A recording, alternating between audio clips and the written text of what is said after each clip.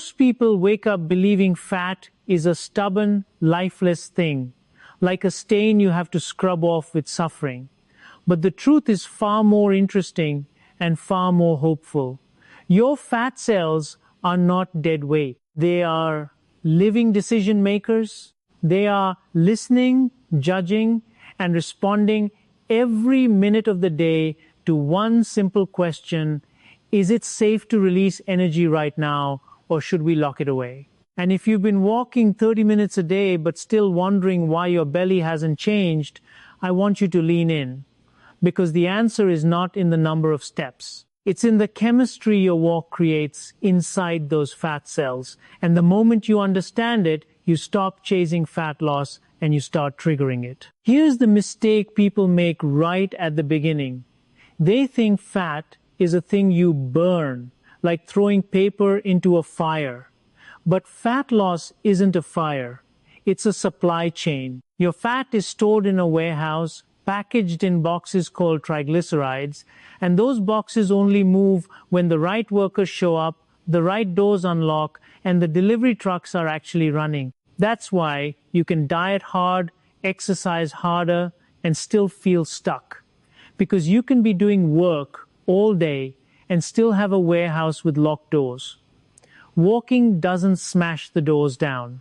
Walking changes the environment so the doors unlock on their own. And that difference is why walking can outperform workouts that look far more impressive on paper. The lock on the warehouse is insulin, and this is where the story gets uncomfortable, because it means effort is not the main issue. Insulin is not a villain, it's a messenger. But it has one job that matters here. When insulin is high, fat storage is prioritized and fat release is blocked. Not slowed, blocked. So if you are living in a world where insulin is constantly elevated from frequent eating, sugary drinks, late night snacks, stress, poor sleep, or constant grazing, your fat cells are not lazy. They are obedient, they are following instructions, and walking is one of the simplest ways to start changing those instructions without creating more stress. The moment you begin walking, even at a pace that feels almost too easy, something critical happens in your nervous system. You shift out of a threat-dominant state and into a movement-based energy demand state, and because your body suddenly needs fuel, it releases controlled amounts of adrenaline and noradrenaline, not the panic chemicals of fear, but the mobilizing chemicals of action. And those chemicals go straight to your fat cells with a message that sounds like permission. We need fuel now. Open the inventory. That message activates a worker inside the fat cell called hormone-sensitive lipase, the enzyme that breaks triglycerides apart into free fatty acids and glycerol. That's not a metaphor. That's the moment the boxes start getting open. But here's the catch that explains why so many people walk and still don't change. Hormone-sensitive lipase is incredibly sensitive to insulin. If insulin is still high, the worker is basically told to stand down. So the difference between a walk that changes you and a walk that feels like nothing isn't the distance, it's the hormonal environment you bring into the walk. When insulin is low enough and catecholamines are rising gently, you get lipolysis, the release of stored fat, without the body feeling threatened. That's the sweet spot. That's why moderate walking can burn fat more reliably than intense exercise for many people. Because intense training can spike cortisol, raise blood sugar, and sometimes raise insulin afterward, especially in someone who is already stressed and insulin resistant. Now, even if you unlock the warehouse and start opening boxes, fat loss still doesn't happen unless the fuel is used. This is where walking becomes quietly brilliant. Walking doesn't just release fat. It coordinates fat release with fat usage. Your muscles, especially when you walk at a pace where you can still talk, start increasing fat oxidation through mitochondrial beta oxidation. This is slow, steady, efficient burning, not frantic sugar burning. And that matters because if fat is released but not used, it gets recycled right back into storage. Walking is like opening the warehouse and running the delivery route at the same time. That coordination is why walking changes bodies in a way that people who chase harder workouts often don't understand until it finally clicks.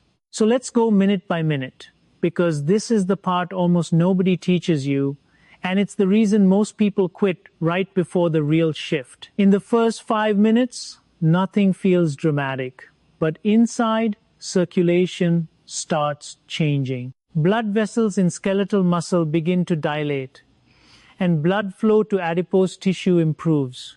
That might sound boring until you realize fat can't leave a fat cell without blood flow, because blood is the transport system.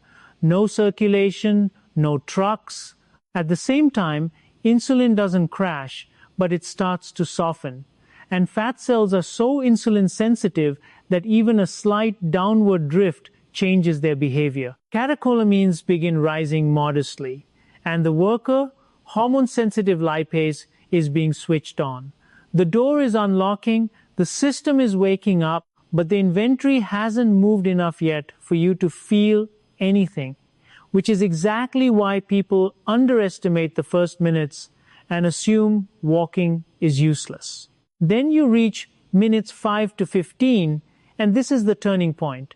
This is where fat release becomes real chemistry, not motivational talk. Muscle contractions keep signaling demand.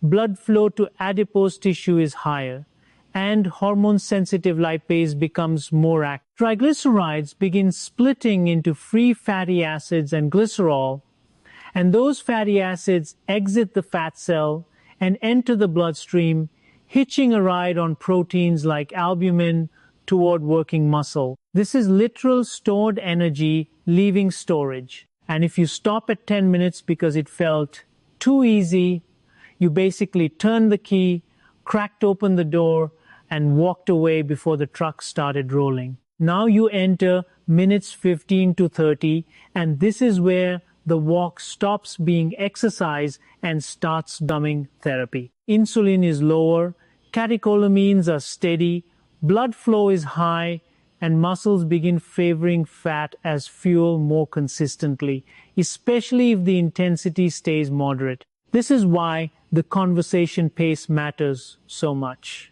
If you push so hard you can't speak, you move into a more glycolytic, sugar-dependent state, and you increase the stress response. That can be fine for fitness, but for fat cell signaling, especially visceral fat signaling, that stress response can be the wrong message for some bodies. The magic of walking is that it's below the alarm threshold, so your body doesn't feel like it needs to defend itself while mobilizing energy. And here's a twist most people don't see coming. The walk doesn't end when you stop walking.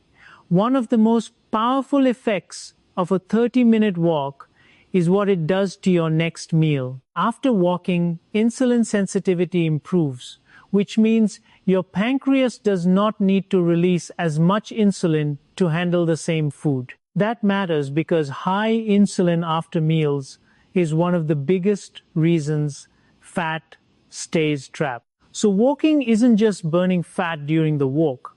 It's reducing fat storage later. It's changing the entire day's hormonal rhythm. And over time, this is how you go from someone whose fat cells refuse to cooperate to someone whose body releases fat almost automatically. But that's still not the deepest layer, because the real transformation isn't just smaller fat cells. It's different fat cells. When fat cells are large, especially visceral fat cells, they become stressed, inflamed, and metabolically toxic. They start releasing inflammatory signals, and they become less responsive to normal hormonal control. They turn into angry tissue, and this is where daily walking begins to reshape the personality of your fat. Repeated lipolysis combined with steady oxidation shrinks fat cells, and smaller fat cells behave differently. They release more adiponectin, a protective hormone that improves insulin sensitivity and reduces inflammation, and they release fewer inflammatory cytokines that drive metabolic damage. So you don't just lose fat, you change what your fat is doing to you. Now, here's the part that makes walking feel like a cheat code when you understand it. Walking improves the transport infrastructure of fat metabolism. Over time, your body becomes better at moving fat from storage to usage by increasing the capacity for fat transport proteins and improving circulation within fat tissue. Think of it as building better roads and faster trucks. That's why a person who walks consistently can burn fat more easily than someone who tries to crash diet and work harder in bursts. The consistent walker is building a system. The other person is just creating chaos. And then comes the phenomenon that sounds almost too strange to be true, but it changes everything about how you see your body. Consistent walking can encourage fat tissue to become more metabolically active. Your muscles release signaling molecules that nudge white fat, the storage fat, toward a more active, energy-using behavior. It's not a full transformation into brown fat, but it's a shift toward better metabolic function. Your fat tissue becomes less like a hoarder and more like a participant. And that's why the biggest payoff from walking isn't just weight loss. It's metabolic flexibility, the ability to access stored energy without panic. This is also why the myth that harder exercise equals more fat loss keeps people trapped. On a treadmill screen, harder exercise burns more calories per minute. But your body doesn't live on a treadmill screen. It lives in hormones, stress signaling, and survival chemistry. If intense exercise spikes cortisol in a stressed, sleep-deprived, insulin-resistant person, the body can interpret it as threat. Threat means conserve. Conserve means protect visceral fat. Walking, because it's calm, sends the opposite message.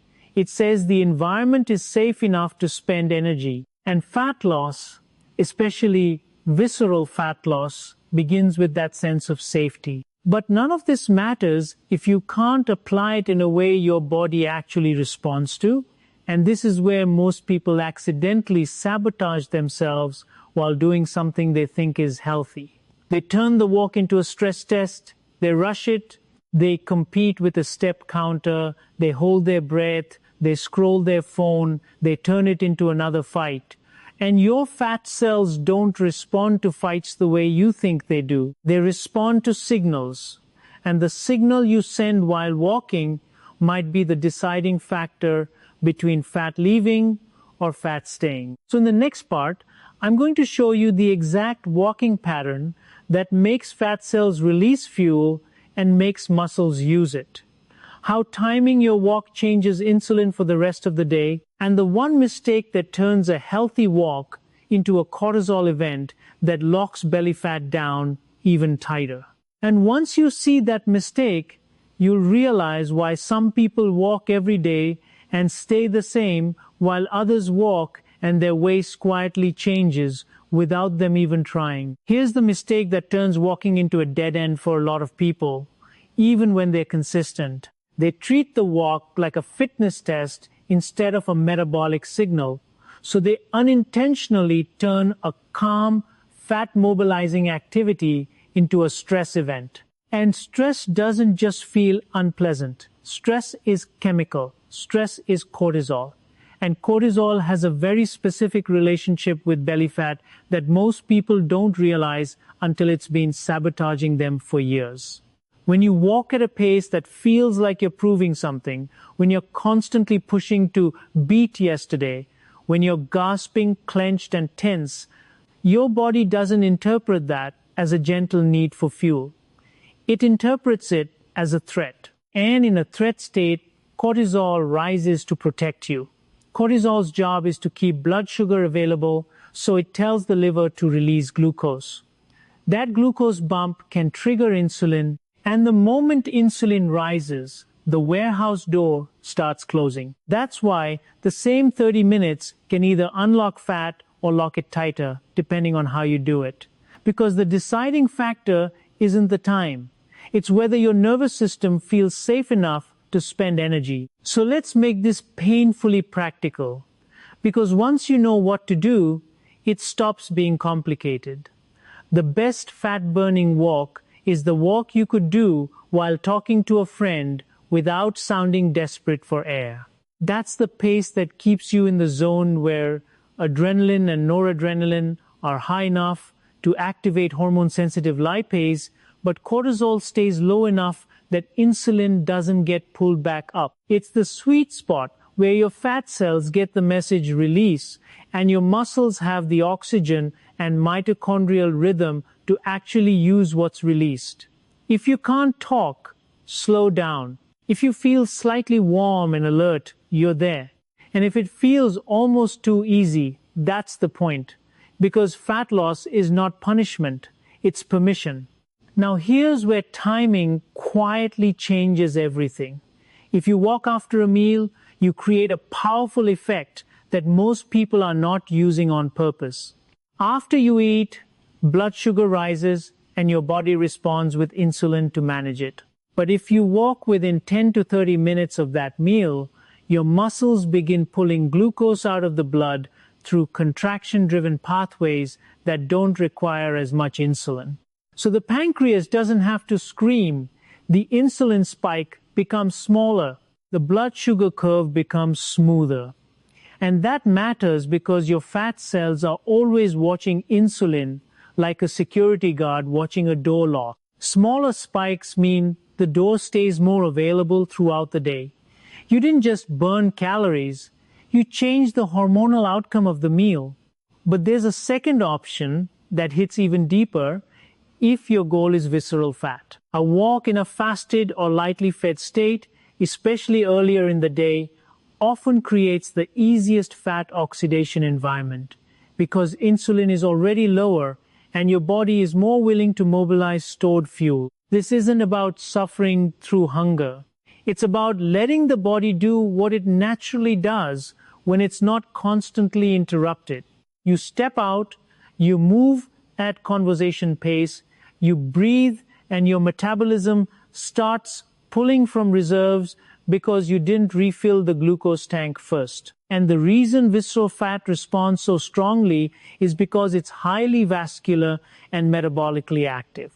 It's the dangerous fat, but it's also the vulnerable fat when the conditions are right. Now let's talk about breathing, because this sounds too simple until you realize it's one of the fastest ways to change the chemistry of a walk. When you breathe shallow and fast through your mouth, you keep your body in a more sympathetic, threat-like state. When you breathe slowly through your nose, you tell the nervous system something different. We are safe. Parasympathetic tone increases. Stress hormones come down. Blood vessels behave better. And the whole fat mobilizing system stays open longer. So, if you want your walk to be a visceral fat signal, don't just move your legs. Control your breath. Nasal breathing turns walking into a metabolic instruction instead of a stress reaction. This is also why walking outdoors often works better than walking while you're mentally somewhere else. Sunlight and open space calm the nervous system. Your body reads the environment, not just your effort. And when your body reads safe, it spends. When it reads danger, it stores. That's not motivation. That's survival biology. It's also why some people swear walking does nothing, while others see their waistline change with the same minutes. It's the same movement, but a different nervous system message. Now, there's one more layer that makes the results feel almost unfair in the best way. Walking doesn't just change fat cells. It changes your appetite chemistry. After a calm walk, especially when done consistently, many people notice their hunger becomes less urgent later in the day. That's because insulin sensitivity improves, blood sugar swings decrease, and the brain stops panicking for quick energy. Cravings soften, snacking urges fade, and suddenly the eating pattern that used to keep insulin high all day starts breaking apart without willpower. That's how walking quietly fixes the very habits that created the fat-locking environment in the first place. So if you want the simplest protocol that actually works, stop thinking like a gym program and start thinking like a daily signal. Walk for 30 minutes at conversation pace. Breathe through your nose, don't turn it into a competition. If you want the strongest blood sugar benefit, walk after meals. If you want the strongest fat oxidation benefit, walk earlier while insulin is low. And if you've been sedentary, start smaller but don't stop at the warm-up forever, because the real metabolic shift often shows up after the 15-minute mark, when the system has fully switched from unlocking to moving inventory. And here's the closing truth that makes this whole thing click. Walking doesn't work because it's trendy. It works because it restores the conditions under which fat cells are willing to cooperate. It lowers insulin exposure across the day. It raises fat mobilization signals without raising stress hormones. It improves blood flow so fat can actually leave tissue. And it trains your muscles to burn fat efficiently instead of constantly begging for sugar. That combination is rare.